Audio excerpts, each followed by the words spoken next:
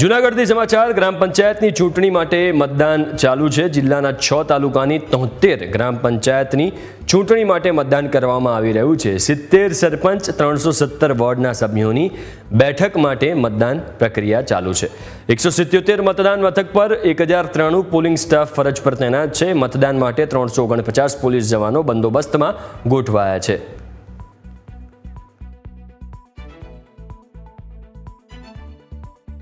જૂનાગઢ જિલ્લામાં હાલ ચૂંટણીનો માહોલ છે। વિસાવદરની જે વિધાનસભાની પેટા ચૂંટણી પૂર્ણ થઈ અને હવે ગ્રામ પંચાયતની ચૂંટણી માટે આજે મતદાન છે એ શરૂ થયું છે।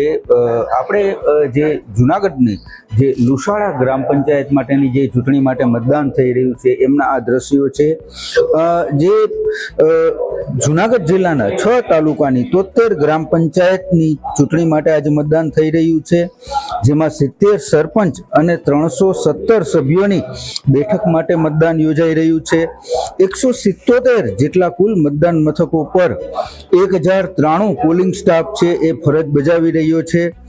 જે 73 ગ્રામ પંચાયતો છે તેના ઉપર 1,33,193 જેટલા મતદારો છે એ નોંધાયા છે।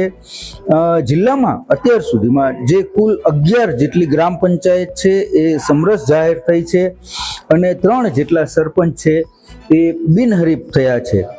હાલ જે વહેલી સવારથી 7 વાગ્યાથી જે મતદાન પ્રક્રિયા છે એ હાથ ધરવામાં આવી છે। સાંજના 6 વાગ્યા સુધી જે ગ્રામ પંચાયતો માટેનું જે મતદાન છે એ થશે।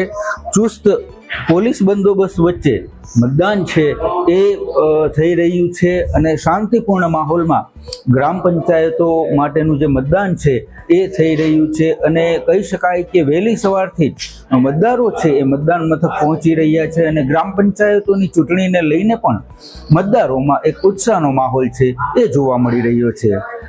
સાગર ઠાકર, ન્યૂઝ કેપિટલ, જૂનાગઢ।